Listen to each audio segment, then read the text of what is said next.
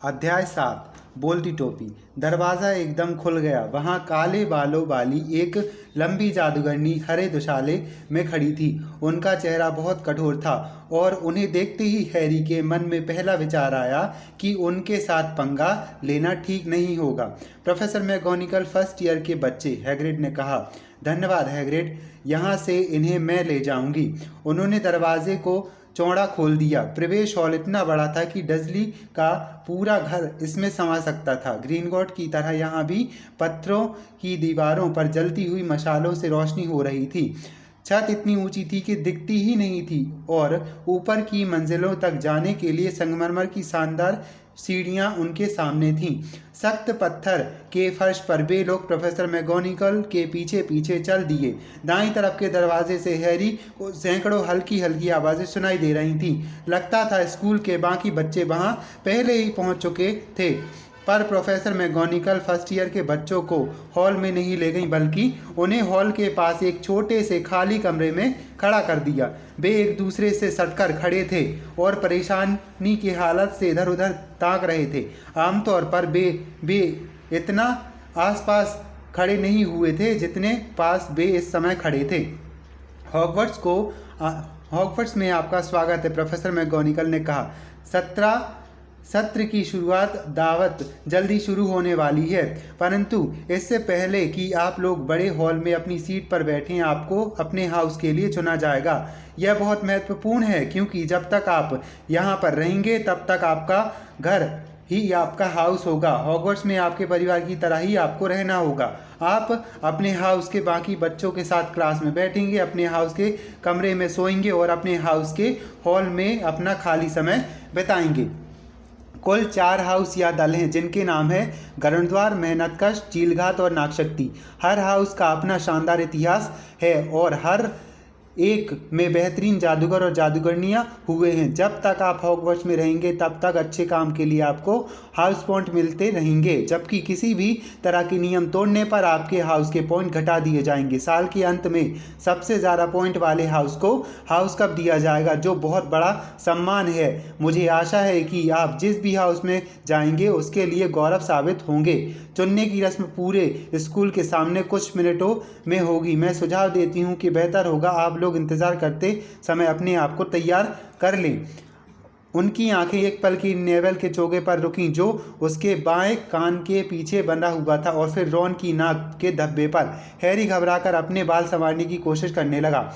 जब हम आपके लिए तैयार हो जाएंगे तो मैं वापस आऊँगी, प्रोफेसर मैगोनिकल ने कहा। कृपया शांति से इंतज़ार करें। वे कमरे से चली गईं। हैरी ने थूक निगला। हमें हाउस के लिए कैसे चुना जाएगा? उसने रॉन से पूछा। मुझे लगता है किसी तरह का इम्तहान होता होगा। फ्रेड ने कहा था कि इसमें बहुत दर्द होता है, पर मुझे लगता है वह मजाक कर रहा था। हैरी का दिल धक रह गया। इम्तिहान, और वह भी पूरे स्कूल के सामने, परंतु उसे भी अभी रत्ती भर भी जादू नहीं आता था। हे भगवान, उसे ना जाने क्या क्या देखना होगा। यहाँ कदम रखते ही उसे ऐसी किसी चीज़ की उम्मीद नहीं थी। उसने अपने चारों तरफ चिंता से देखा और पाया कि सभी डरे हुए हैं। कोई भी ज़्यादा नहीं बोल रहा है सिवाय हरमाइनी ग्रेंजर के, जो अपने सीखे हुए सभी मंत्रों को बहुत तेज़ी से दोहरा रही थी और सोच रही थी कि उसे ना जाने कौन से जादू का इस्तेमाल या मंत्र का इस्तेमाल करना होगा। हैरी ने बहुत कोशिश की कि हरमाइनी की बातों की तरफ उसका ध्यान न जाए। वह कभी इतना ज़्यादा नहीं घबराया था, कभी नहीं, तब भी नहीं जब उसे वर्नोन अंकल के पास स्कूल का रिपोर्ट कार्ड ले जाना पड़ा था, जिसमें लिखा था कि उसने ना जाने कैसे अपने टीचर के बैग को नीला कर दिया। उसकी आंखें दरवाजे पर जमी हुई थीं।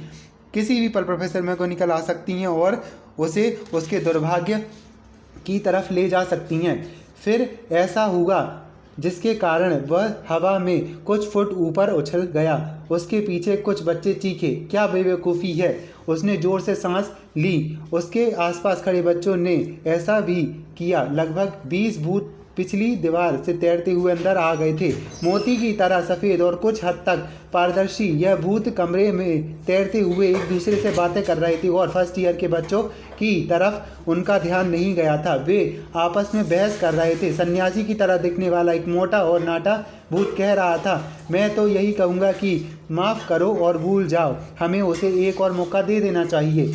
मेरे प्यारे सन्यासी, क्या हमने पिब्स को वे सारे मौके नहीं दिए जो उसे मिलने चाहिए थे? वह हम सबका नाम बदनाम करता है और आप तो जानते ही हैं वह सचमुच भूत भी नहीं है। मैं तो यही कहूँगा, तुम लोग यहाँ क्या कर रहे हो? गुलबंद में चुस्त कपड़े पहने एक भूत ने अचानक फर्स्ट ईयर के बच्चों को देखा और कहा। किसी ने जवाब नहीं दिया। नए विद्यार्थी होंगे, मोटे सन्यासी ने कहा और उनकी तरफ देखकर मुस्कुराया। मुझे लगता है तुम लोग को हाउस के लिए चुनने जाने वाली रस्म में जाना है। कुछ बच्चों ने सहमति से सिर हिलाया। सन्यासी ने कहा, मुझे उम्मीद है तुमसे मेहनतकश में मुलाकात होगी मेरा पुराना हाउस। तभी एक तीखी आवाज़ आई, अब चलिए, चुनने की रस्म शुरू होने वाली है। प्रोफेसर मैगोनिकल लौट आई थी। एक एक करके सभी भूत सामने वाली दीवार से तैरते हुए चले गए। आप लोग लाइन लगा लें, प्रोफेसर मैगोनिकल ने फर्स्ट ईयर के बच्चों से कहा, और मेरे पीछे आए। हैरी के हाथ और हालात बुरी तरह से काँप रहे थे। उसके पैर जैसे अचानक बहुत भारी हो गए थे। लाइन में हैरी रेत जैसे भूरे बालों वाले एक लड़के के पीछे खड़ा था और वह रॉन हैरी के पीछे खड़ा था। फिर वे लोग कमरे से बाहर निकलकर हॉल की तरफ मुड़कर दोहरे दरवाजों से होते हुए बड़े हॉल में आ गए। हैरी ने कभी इतनी अद्भुत और शानदार जगह की कल्पना भी नहीं की थी। यहाँ हजारों मोमबत्तियाँ जल रही थी और जो उन चारों टेबलों के ऊपर हवा में तैर रही थी जहां बाकी विद्यार्थी बैठे थे। इन टेबलों पर सुनहरी चमकती प्लेटों और प्याले रखे थे। हॉल के ऊपरी हिस्से में एक और लंबी टेबल थी जहां टीचर्स बैठे थे। प्रोफेसर मैगोनिकल फर्स्ट ईयर के बच्चों को वहां तक ले गईं ताकि वे लोग बाकी विद्यार्थियों के सामने खड़े रहें और टीचर्स उनके पीछे की तरफ रहें। उन लोगों को घूरने वाले सैकड़ों चेहरे मोमबत्तियों की हिलती हुई रोशनी में पीली लालटेनों की तरह दिख रहे थे। विद्यार्थियों के बीच कहीं कहीं कोहरेदार चांदी की तरह चमकते भूत भी नजर आ रहे थे। घूरती आंखों से बचने के लिए हैरी ने ऊपर की तरफ देखा और वहां उसे सितारों से भरी एक मखमली काली छत दिखी। उसने सुना हरमाइनी फुसफुसा रही थी, इस पर जादू किया गया है ताकि यह बाहर के आसमान की तरह दिखे। हॉगवर्ट्स का इतिहास किताब में मैंने यह पढ़ा है। यह विश्वास करना मुमकिन था कि ऊपर छत भी थी, क्योंकि लग तो ऐसा रहा था कि जैसा हॉल सीधे आसमान में ही खुलता था। जब प्रोफेसर मैगोनिकल बिना कुछ कहे 4 पैर वाला एक स्टूल फर्स्ट ईयर के विद्यार्थियों के सामने रख दिया तो हैरी ने जल्दी से दोबारा नीचे देखा। स्टूल के ऊपर उन्होंने जादूगरों की एक टोपी रखी जिसकी नोक उभरी हुई थी। यह टोपी फटी हुई थी, गंदी थी और इसमें बहुत सारे पैबंद लगे हुए थे। पिटूनिया आंटी ने तो इसे अपने घर में घुसने ही नहीं दिया होता। शायद उन लोगों को टोपी में से एक खरगोश निकालकर दिखाना होगा। हैरी की कल्पना अब काबू से बाहर हो चुकी थी। यही हो सकता है। उसने देखा कि हॉल में बैठे सभी लोग टोपी की तरफ घूर रहे हैं, इसलिए वह भी उसकी तरफ घूरने लगा। कुछ पल तक खामोशी छाई रही, फिर टोपी हिली ऊपर की तरफ। सिलाई चौड़ी खुल गई जैसे यह उसका मुंह हो और फिर टोपी ने गाना शुरू कर दिया। शायद तुम्हें लगेगा मैं सुंदर नहीं हूँ, पर अपनी आंखों पर मत करो इतना यकीन। मुझसे ज़्यादा समझदार टोपी नहीं मिलेगी, चाहे तुम आसमान ढूंढ लो या ज़मीन। चाहे तुम्हारे पास हो काले डरवी हैट, पर फिर भी टोपियाँ रेशमी और ऊंची। पर मैं हूँ हॉगवर्ट्स की चुनने वाली टोपी। उन सबसे मैं हूँ ज़्यादा अच्छी। तुम्हारे दिमाग में क्या है? मुझसे कुछ नहीं छुपा। बोलती टोपी सब देख सकती है, यह मान लो, इसलिए मुझे पहन लो और मैं तुम्हें बता दूंगी कि तुम्हें किस हाउस में जाना चाहिए। सचमुच जान लो। तुम जा सकते हो गणद्वार में, जहाँ बहादुर शेरदिल लोग रहते हैं। उनकी हिम्मत, हौसला और दिलदारी गणद्वार को औरों से अलग करते हैं। तुम जा सकते हो मेहनतकश में, जहाँ निष्पक्ष और वफादार रहते हैं। मेहनतकश के बच्चे सच्चे और धैर्यवान होते हैं और मेहनत से कभी नहीं डरते हैं। या तुम जा सकते हो समझदार पुराने चील घात में, बशर्ते तेज हो तुम्हारा दिमाग। जाहिर जवाब और ज्ञानी इंसान को हमेशा मिल जाते हैं अपनी तरह के लोग बाग। या शायद नागशक्ति में भी जा सकते हो, जहां आप सच्चे दोस्त बनाएंगे। यह चालाक लोग अपने लक्ष्य हासिल करने के लिए अच्छा बुरा हर तरीका प्रयोग में लाएंगे। इसलिए मुझे लगा लो, डरो मत और चिंता मत करो ज़रा भी। तुम सुरक्षित हाथों में हो, हालांकि मेरे हाथ नहीं है, क्योंकि मैं हूँ सोचने वाली टोपी। जब टोपी ने गाना बंद किया तो पूरा हॉल तालियों से गूंज उठा। टोपी ने चारों टेबलों की तरफ सिर झुकाया और फिर चुप हो गई। तो हमें सिर्फ टोपी पहनना है, रॉन ने हैरी से फुसफुसाकर कहा। मैं फ्रेड को जान से मार डालूंगा। वह कह रहा था कि हमें दैत्य से लड़ना पड़ेगा। हैरी मन मारकर हंसा। हाँ, टोपी पहनना मंत्र लिखने या पढ़ने से लाख गुना अच्छा था, परंतु वह सोच रहा था कि काश वह अकेले में टोपी पहन सकता। काश टोपी पहनते समय इतने सारे लोग उसे नहीं देख रहे होते। उसे लग रहा था कि टोपी ने उन लोगों से बहुत ज़्यादा उम्मीदें लगा रखी थी। हैरी को उस वक्त लग रहा था कि ना तो वह बहादुर है, ना जाहिर जवाब है, ना बुद्धिमान। अगर टोपी ने डरे हुए लोगों के लिए कोई हाउस बताया होता तो उसके लिए वही हाउस सही होता। प्रोफेसर मैगोनिकल हाथ में चमड़े के कागज का लंबा रोल लेकर आगे बढ़ी। जब मैं आपका नाम लूं तब आप लोग आकर टोपी पहन लें और स्टूल पर बैठेंगे ताकि आपको चुन लिया जा सके, उन्होंने कहा। हन्ना एबॉट, गुलाबी चेहरे, लंबी चोटी और भूरे बालों वाली एक लड़की लाइन से बाहर निकली। उसने टोपी लगाई तो उसकी आंखों के सामने आ गई और फिर वह स्टूल पर बैठ गई। एक पल बाद टोपी चिल्लाई, मेहनतकश। जब हन्ना दाहिनी तरफ की मेहनतकश टेबल पर बैठने के लिए गई तो वहां से तालियों और खुशी से चिल्लाने की आवाज़ आई। हैरी ने देखा कि मोटे सन्यासी का भूत हन्ना की तरफ देखकर खुशी से हाथ हिला रहा था। सूजन बोन्स, मेहनतकश, एक बार फिर बोलती टोपी चिल्लाई और सूजन बोन्स भी हन्ना के बगल में बैठने के लिए दौड़ पड़ी। टेरी वुड, चीलघात। इस बार बाईं तरफ से दूसरी टेबल पर ताली बजने की आवाज़ आई। टेरी के पास आने पर चीलघात के कई विद्यार्थी उससे हाथ मिलाने के लिए खड़े हो गए। मैंडी ब्रोकलहार्ट भी चीलघात में गई, परंतु लेवेंडर ब्राउन पहली नई गर्दवार बनी और सबसे बाईं तरफ की टेबल पर खुशी और शोर गूंज उठा। हैरी देख रहा था कि रॉन के जुड़वा भाई सीटी बजा रहे थे। मेलिसेंट बुलस्ट्रोड पहली नागशक्ति बनी। शायद नागशक्ति के बारे में उसने जो भी सुना था उसकी वजह से यह हैरी की कल्पना हो या परंतु उसके मन में यह विचार आया कि नागशक्ति के विद्यार्थी बुरे दिख रहे थे। उसे लगा जैसे उसकी तबीयत खराब हो रही थी। उसे याद आया कि उसके पुराने स्कूल में खेलकूद के पीरियड में टीम बांटते समय क्या होता था। उसे हमेशा सबसे आखिरी में चुना जाता था, इसलिए नहीं क्योंकि वह अच्छा नहीं खेलता था, बल्कि इसलिए क्योंकि कोई भी डडली के सामने यह नहीं देखना चाहता था कि उसे कोई पसंद करते हैं या करता है। जस्टिन फ्लेंची, मेहनतकश। हैरी ने देखा कि कई बार बोलती टोपी हाउस का नाम तत्काल चिल्ला देती थी, परंतु कई बार इसे फैसला लेने में थोड़ी सी देर लगती थी। सीमस फिनिगन, जो लाइन में हैरी के आगे खड़ा था, रेत जैसे भूरे बालों वाला लड़का था, स्टूल पर लगभग 1 मिनट तक बैठा रहा और इसके बाद बोलती टोपी ने उसे गर्दवार के लिए चुना। हरमाइनी ग्रेंजर, हरमाइनी लगभग दौड़ती हुई स्टूल तक गई और उसने उत्सुकता से टोपी अपने सिर में घुसा ली।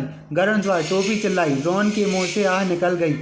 हैरी के मन में भी एक भयानक विचार आया, क्योंकि जब कोई बहुत घबराया होता तो उसके मन में हमेशा भयानक विचार ही आते हैं। क्या होगा अगर उसे चुना ही ना जाए? क्या होगा अगर वह टोपी को अपने से आंखों के सामने लगाकर बहुत देर तक बैठा रहे और फिर प्रोफेसर मैगोनिकल उसके सिर से टोपी हटाकर कहें कि कहीं कोई गलती हुई है और उसे वापस ट्रेन में बिठाकर घर रवाना हो जाना चाहिए। जब मेंढक घूमने वाले लड़के नेविल लॉन्गबॉटम का नाम लिया गया तो वह स्टूल तक जाते समय गिर पड़ा। टोपी को नेविल के बारे में फैसला लेने में उतना ही समय लगा। जब वह आखिरकार चिल्लाई गर्दवार तो नेविल इसे उतारे बिना ही दौड़ पड़ा। फिर हंसी के फव्वारे के बीच वह वापस लौट आया और उसने टोपी मैरोंग मैकवर्ल्ड को दे दी। जब मेलफॉय का नाम पुकारा गया तो वह अकड़ते हुए आगे आया और उसकी इच्छा तत्काल पूरी हो गई। टोपी ने उसके सिर को बस छुआ ही था कि वह चीख पड़ी, नागशक्ति। मेलफॉय अपने दोस्तों क्रब और गोयल के सामने बैठने चला गया, जो बहुत खुश दिख रहे थे। अब ज़्यादा लोग नहीं बचे थे। मून, नॉट, पर्किंस, फिर जुड़वा भाई बहनों की जोड़ी पद्मा पाटिल और पार्वती पाटिल, और फिर सैली एंड मॉर्कस, और फिर आखिरकार हैरी पॉटर। जब हैरी आगे आया तो अचानक लोग फुसफुसाने लगे। पूरे हॉल में आग सुलगने जैसी हल्की हल्की आवाज़ें सुनाई देने लगी। क्या कहा? Potter, Harry Potter. हैरी ने टोपी को अपनी आंखों के ऊपर गिरने से पहले जो आखिरी दृश्य देखा वह यह था कि हॉल के लोग ठीक उसके सामने देख रहे हैं और उसकी गर्दन ऊंची उठी हुई है। अगले पल वह टोपी के काले अंदरूनी हिस्से को देख रहा था। वह इंतजार करने लगा। उसके कानों में एक धीमी सी आवाज़ सुनाई दी, मुश्किल है, बहुत मुश्किल है, काफ़ी हिम्मत दिखती है, दिमाग भी तेज़ है तुम्हारा, बहुत हुनर है तुम में, और हे भगवान, हाँ, अपनी पहचान बनाने का इरादा भी, यह बहुत ही दिलचस्प है। तो मैं तुम्हें कहाँ रखूँ? हैरी ने स्टूल के कोनों को पकड़ लिया और सोचा, नाक शक्ति नहीं, नाक शक्ति नहीं, नाक शक्ति नहीं, धीमी आवाज़ ने कहा। क्या तुम्हें पक्का यकीन है? सोच लो, तुम महान बन सकते हो और महान बनने के सारे लक्षण हैं तुम में, और नागशक्ति महान बनने में तुम्हारी मदद करेगा, इसमें कोई भी शक नहीं है। नहीं, ठीक है, अगर तुम यही चाहते हो तो फिर तुम्हारा हाउस होगा गर्णद्वार। हैरी ने सुना कि टोपी ने आखिरी शब्द पूरे हॉल के सामने चिल्लाकर बोले। उसने अपनी टोपी उतारी और कांपते कदमों के साथ गर्णद्वार की टेबल की तरफ बढ़ गया। चुन लिए जाने और नागशक्ति में ना जाने पर उसे उतनी राहत मिली जितना ध्यान इस तरफ नहीं गया था कि उसके चुने जाने पर सबसे ज़्यादा तालियां बज रही थीं।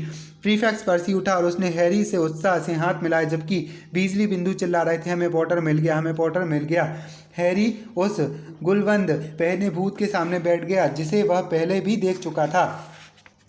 भूत ने उसकी बाहें थपथपाई और हैरी को अचानक ऐसा भयानक एहसास हुआ जैसे उसने अपनी बाह बर्फ के पानी में से भरी बाल्टी में डाल दी हो। अब वह ऊंची टेबल को ठीक तरह से देख सकता था। उसके सबसे करीब वाले कोने पर हैग्रिड बैठा था। हैरी और हैग्रिड की आंखें जब मिली तो हैग्रिड ने अपना अंगूठा ऊपर उठा करके उसे बधाई दी। हैरी जवाब में मुस्कुराया और वहाँ ऊंची टेबल पर बीचों बीच एक सुनहरी कुर्सी पर एल्विस डम्बलडोर बैठे थे। हैरी ने उन्हें तत्काल पहचान लिया क्योंकि वह ट्रेन में चॉकलेट के मेंढक वाले कार्ड में उनकी फ़ोटो देख चुका था। डम्बलडोर के चांदी जैसे बाल पूरे हॉल में इकलौती ऐसी चीज़ थी जो भूतों जितने चमक रहे थे। हैरी ने प्रोफेसर क्विरल यानी उस घबराए हुए युवक को भी पहचान लिया जिसने वह रस्ती कढ़ाई में मिल चुका था। बड़ी बैगनी पगड़ी में वह बहुत अजीब दिख रहा था और अब चुने जाने के लिए सिर्फ 3 ही लोग बचे थे। लीसा ट्रॉपलिन चीलघात में गई, फिर रॉन की बारी आई। रॉन का चेहरा अब तक पीला हो चुका था और फिर हरा भी हो गया। हैरी ने टेबल के नीचे अपनी उंगली आपस में बांध ली और 1 सेकंड बाद बोलती टोपी चिल्लाई गर्णद्वार। जब रॉन उसके पास वाली कुर्सी में धम्म से आकर बैठा तो बाकी लोगों के साथ हैरी ने भी जोर जोर से तालियां बजाई। बहुत अच्छे रॉन, शाबाश रॉन, पर्सी वीजली ने बड़प्पन से कहा। फिर ब्लेज ज़ेवनी को नागशक्ति के लिए चुना गया। प्रोफेसर मैगोनिकल ने चमड़े के कागज़ के रोल को मोड़ा, बोलती टोपी को उठाकर ले गई। हैरी ने अपनी सुनहरी खाली प्लेट की तरफ देखा। उसे अब जाकर ध्यान आया कि उसे कितनी भूख लगी थी। उसे लग रहा था जैसे कद्दू की पेस्ट्री खाए हुए सदियां बीत चुकी हैं। तभी प्रोफेसर डम्बलडोर खड़े हुए वे विद्यार्थियों की तरफ देखकर मुस्कुराए। उनकी बाहें चौड़ी खुल गईं जैसे उन लोगों को देखने के लिए उन्हें बहुत खुशी हो रही हो और इससे बड़ी दुनिया में कोई खुशी उनके लिए हो ही नहीं सकती। स्वागत है, उन्होंने कहा। डम्बलडोर, हॉगवर्ट्स में नए साल में स्वागत है। इससे पहले कि हम लोग दावत शुरू करें, मैं कुछ शब्द कहना चाहूँगा और यह रहे वो शब्द, उल्लू, चर्बी, छुटपुट, चिकोटी। धन्यवाद। वे बैठ गए। सब ने खुश होकर तालियां बजाईं। हैरी को समझ नहीं आया कि उसे हंसना चाहिए या नहीं। क्या वे थोड़े पागल हैं? हैरी ने पर्सी से दुविधा से पूछा। पागल? पर्सी ने गर्व से कहा। वे जीनियस है, दुनिया के बेहतरीन जादूगर, पर हाँ, वे थोड़े खिसके हुए ज़रूर हैं। आलू लोगे? हैरी के मुंह खुला का खोला रह गया। उसने सामने की प्लेटें अब भोजन से भरी हुई थी। उसने इतनी सारी मनपसंद चीज़ें एक ही टेबल पर पहले कभी नहीं देखी थी। Roast beef, roast chicken, pork chips, लॉब चिप्स, कबाब, बेकन और स्टीव ओबले आलू स्टिक, भुने आलू चिप्स, यॉर्कशायर पुडिंग, मटर, गाजर, ग्रेवी, केचप और बहुत सारी अजीब कारण से मिंट कैंडी भी थी। डर्सली परिवार में हैरी को पूरी तरह भूखा तो नहीं रखा गया था, परंतु उसके लिए उसकी पसंद का खाना भी नहीं मिलता था। हैरी को जो चीज़ सचमुच चाहिए होती उसे डडली हमेशा ले लेता था, चाहे उसे खाने के बाद वह बीमार ही क्यों ना पड़ जाए। हैरी ने अपनी प्लेट में मिंट कैंडी को छोड़कर बाकी सभी चीज़ें थोड़ी थोड़ी ले लीं और खाने पर टूट पड़ा। सब चीज़ें बहुत स्वादिष्ट थीं। देखकर अच्छा लगता है, गुलबंद पहने भूत ने दुख भरी आवाज़ में कहा, जो हैरी को अपना स्टिक काटते हुए देख रहा था। क्या आप नहीं खा सकते? मैं पिछले 400 साल से कुछ नहीं खाया है, भूत ने कहा। जाहिर है मुझे इसकी ज़रूरत नहीं, परंतु फिर भी इसकी कमी अखरती है। मुझे नहीं लगता मैंने अपना परिचय दिया। सर निकोलस डे, मेमम्स प्रोक्विंटेंस, गर्णद्वार टॉवर का भूत। मैं जानता हूँ आप कौन हैं, रॉन ने अचानक कहा। मेरे भाइयों ने मुझे आपके बारे में बताया था। आप लगभग सिरकटे नेक हो। मैं चाहूँगा कि आप मुझे सर निकोलस कहो। मिम्स डे नाम से बुलाओ, भूत ने थोड़ा तनकर कहा, परंतु रेत जैसे बालों वाले सीमस फिनिगन बीच में बोल पड़ा, लगभग सिर कटे? कोई आदमी लगभग सिर कटा कैसे हो सकता है? सर निकोलस अब का मूड उखड़ गया था। ऐसा लग रहा था जैसे यह चर्चा उस रास्ते पर नहीं जा रही थी जिस रास्ते पर वे उसे ले जाना चाहते थे। इस तरह उन्होंने चिड़चिड़ाते हुए कहा। उसने अपना बायां कान पकड़ा और उसे झटका। उसका पूरा सिर गर्दन के पास से लटक गया और कंधे पर गिर गया, मानो यह किसी कब्जे पर झूल गया हो। साफ दिख रहा था कि किसी ने उसका सिर काटने की कोशिश की, परंतु उसने यह काम ठीक तरह से नहीं किया था। उसके चेहरे पर आश्चर्य के भाव देखकर लगभग सिरकटी निक ने खुश होकर अपने सिर को वापस अपनी गर्दन पर लगा लिया और खांसते हुए कहा, तो गणद्वार के नए विद्यार्थी, मुझे आशा है कि इस साल हाउस चैंपियनशिप जीतने में तुम हमारी मदद करोगे। गणद्वार इतने लंबे समय तक बिना जीते कभी नहीं रहा। नागशक्ति लगातार 6 साल से कब जीत रहा है। खूनी नवाब को सहन करना अब बहुत मुश्किल हो गया है। वह नागशक्ति का भूत है। हैरी ने नागशक्ति की टेबल के पास देखा। वहां पर एक भयानक भूत बैठा था जिसकी घूरती आंखें भावहीन थी, चेहरा दुबला था और कपड़े चांदी जैसे खून से रंगे हुए थे। हैरी को देखकर खुशी हुई कि वह भूत मेलफॉय के ठीक पास बैठा था, जो इस बैठक व्यवस्था से खुश नहीं दिख रहा था। उसके कपड़े पर इतना खून कैसे लगा हुआ है? सीमिस ने बहुत दिलचस्पी से पूछा। मैंने कभी पूछा नहीं, लगभग सिरकटने डिक ने नज़ाकत से कहा। जब सबने पेट भर खा लिया तो बचा हुआ खाना उनकी प्लेटों से अपने आप ही गायब हो गया। प्लेटें पहले की तरह चमकने लगीं। एक पल बाद पुडिंग सामने आ गई। हर स्वाद की आइसक्रीम मौजूद थी, apple pie, treacle pastry, chocolate eclairs, jams doughnuts, sponge cake, strawberry jelly, rice pudding, बहुत सारी चीज़ें। जब हैरी ने ट्रिकल पेस्ट्री खाना शुरू किया तो चर्चा उनके परिवार की तरफ मुड़ी। मैं मिला जुला हूँ, सीमस ने कहा। मेरे डैडी मगलू हैं और मम्मी जादूगरनी। मम्मी ने अपने जादूगरनी होने की बात तब तक नहीं बताई जब तक कि उनकी शादी नहीं हो गई। यह सुनकर उनके पिता के होश उड़ गए थे। बाकी लोग हंस पड़े। और तुम नेवल? रॉन ने कहा। मेरी दादी ने मुझे पाला है और वे जादूगरनी है, नेवल ने कहा। परंतु पूरा परिवार यही सोचता है। मैं शुरू से ही मगलू था। एलगी दादाजी हमेशा मुझे असावधान पाने की कोशिश करते थे ताकि मुझसे जादू की कोई ना कोई सबीत हासिल कर लें। उन्होंने मुझसे एक बार ब्लू वैक्स पियर्स किनारे में धक्का दे दिया। मैं लगभग डूब गया था, परंतु जब तक कुछ नहीं हुआ, जब तक मैं 8 साल का नहीं हुआ। एक दिन एलगी दादाजी चाय पर घर आए थे और वे मेरे पैर पकड़कर मुझे ऊपर वाली मंजिल की खिड़की से लटका रहे थे। तभी एडिन दादी ने उन्हें खाने के लिए केक दिया।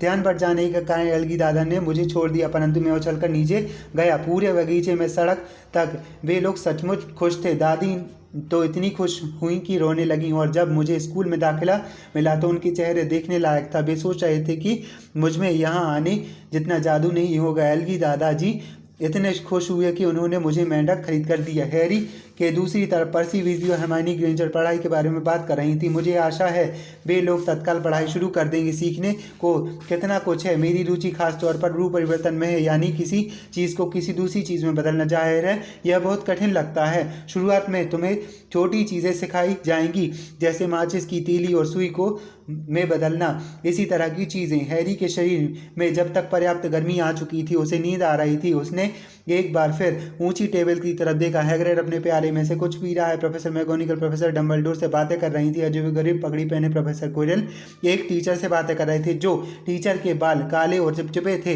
नाक मुड़ी हुई थी, चमड़ी पीली थी। यह एकदम अचानक हुआ। मुड़ी नाक वाले टीचर ने क्विरल की पगड़ी के पास से हैरी की आंखों में सीधे देखा और हैरी के माथे के निशान में तीखा दर्द हुआ। आउच! हैरी ने अपना हाथ माथे पर ठोका। क्या हुआ? पर्सी ने कहा। कुछ नहीं। दर्द जिस तरह अचानक हुआ था उसी तरह अचानक चला गया। परंतु टीचर की नज़रों से हैरी को जो एहसास हुआ उसे दूर हटाना इतना आसान नहीं था। यह एहसास कि हैरी को बिल्कुल भी पसंद नहीं करते थे। प्रोफेसर क्विरल से बात करने वाले टीचर कौन है? उसने पर्सी से पूछा। अच्छा, तो तुम प्रोफेसर क्विरल से पहले ही मिल चुके हो। कोई हैरानी नहीं कि वे क्विरल इतने घबराए हुए क्योंकि वे प्रोफेसर स्नेप से बातें कर रहे हैं। प्रोफेसर स्नेप जादुई काढ़े के विषय पढ़ाते हैं, परंतु वे यह विषय नहीं पढ़ाना चाहते। सबको मालूम है कि वे क्विरल की जगह पढ़ाना चाहते हैं। गुप्त कला से रक्षा के विषय के बारे में स्नेप को बहुत ज़्यादा ज्ञान है। हैरी ने कुछ नहीं कहा। कुछ समय तक स्नेप को देखते रहे, पर स्नेप ने दोबारा उसकी तरफ नहीं देखा और फिर अंत में पुडिंग्स भी गायब हो गई और प्रोफेसर डम्बलडोर एक बार फिर खड़े हुए हॉल में खामोशी छा गई।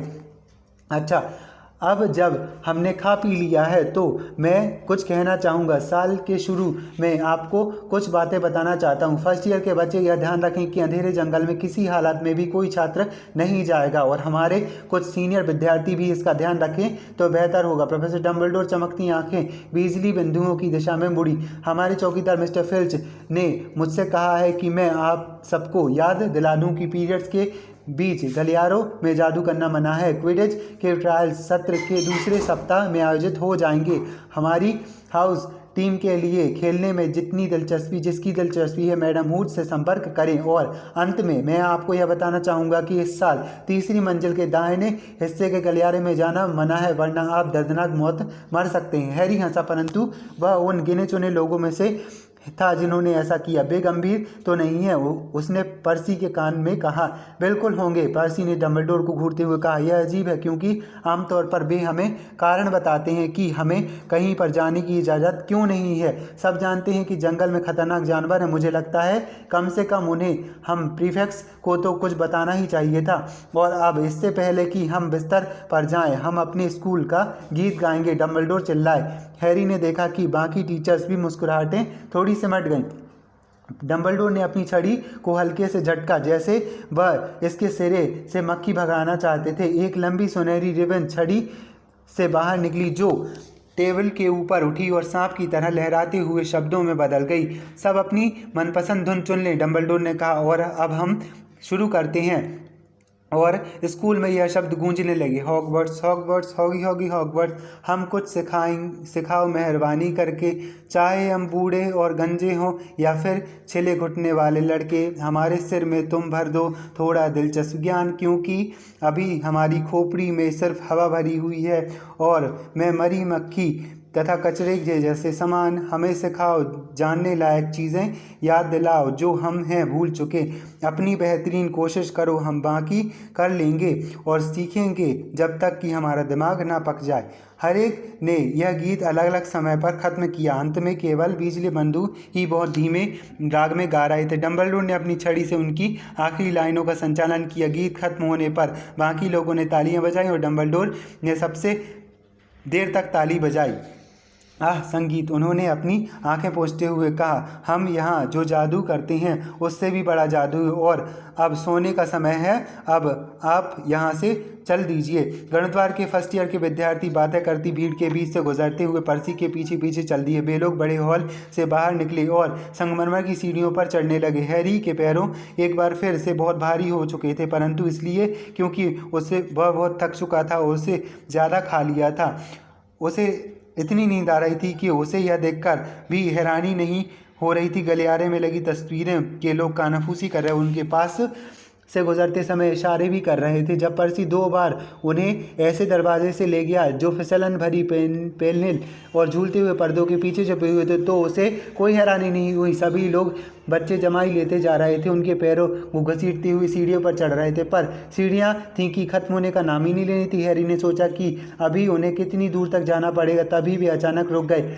छड़ियों का एक गट्ठर बीच हवा में उनके सामने तैर रहा था और जब पर्सी आगे की तरफ बढ़ा तो गट्ठर छड़ियों को एक एक करके उनकी तरफ फेंकने लगा। पिब्स है, पर्सी ने फर्स्ट ईयर के बच्चों को फुसफुसा कर बताया। एक भूत, उसने ऊंची आवाज़ में कहा। पिब्स सामने आओ। जवाब में एक तेजी और बेहुदा आवाज़ आई जैसे गुब्बारे में से हवा निकाल दी गई हो। क्या तुम चाहते हो मैं खूनी नवाब को बुलाऊं? फटाक जैसी आवाज़ हुई और कुटिल काली आंखों तथा चौड़े मुंह वाले एक नाटा आदमी सामने आया जो हवा में पैर सिकोड़कर तैर रहा था और छड़ियों के गट्ठर पकड़े हुए था। ओह, उसने बुरी सी खिलखिलाहट के साथ कहा। फर्स्ट ईयर के बच्चे, इली कितनी मज़ेदार बात है। वह अचानक उनकी तरफ झपटा। सबने अपने अपने सिर झुका लिए। दूर हटो बिब्स, वरना मैं नवाब को इस बारे में बता दूंगा, मैं सचमुच बता दूंगा, पर्सी ने गरजते हुए कहा। पिब्स ने अपनी जीभ बाहर निकाली और गायब हो गया, परंतु जाते जाते वह छड़ी को नेवल के सिर पर गिराते हुए गया। उन्होंने उसे दूर जाते सुना और जाते जाते वह सजावटी ज़हीर वक्तरों से टकराता हुआ जा रहा था। जब वे दोबारा चलने लगे तो पर्सी बोला, तुम्हें पिब्स से बचकर रहना पड़ेगा। खूनी नवाब ही हैं जो उसे काबू में कर सकते हैं। वह हम प्रीफेक्ट्स तक की बात नहीं सुनता। लो, हम आ गए। गलियारे के आखिरी सिरे पर गुलाबी रेशमी और पोशाक की एक बहुत मोटी औरत तस्वीर में टंगी हुई थी। पासवर्ड, उसने पूछा। कैपेट द कॉर्नर्स, पर्सी ने कहा। तस्वीर आगे की तरफ झुक गई और दीवार में एक गोल छेद दिखाई देने लगा। वे सब उसमें घुस गए। नेविल को एक पैर उठाने के लिए सहारे की जरूरत पड़ी और उन लोगों ने खुद को गणद्वार के हॉल में पाया। यह गद्देदार कुर्सियों से शानदार गोल कमरा था।